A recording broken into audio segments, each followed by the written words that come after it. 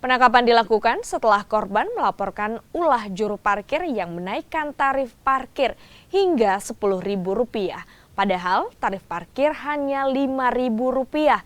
Juru parkir ini kemudian dibawa ke Posko Sabara Polda Sulawesi Selatan untuk dimintai keterangan.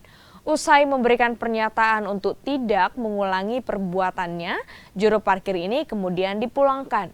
Namun jika masih melakukan hal yang sama akan ditindak sesuai undang-undang yang berlaku. Baik, setelah kami dari Presisi Polda Sulsel menerima informasi dari masyarakat tentang adanya juru parkir yang menarik parkir di luar daripada karcis yang ada, yakni Rp10.000 yang harusnya Rp5.000. Kemudian kami menindaklanjuti informasi tersebut ke Pasar Butung dan benar. Pada saat kami tiba, kami menemukan orang yang ada di dalam gambar yang dikirimkan kepada kami.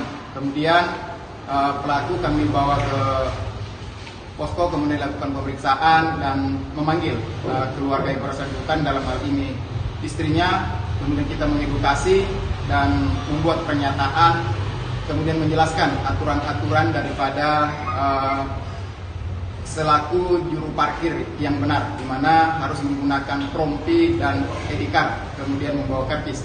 Yang mana pada saat diamankan, orang ini tidak memiliki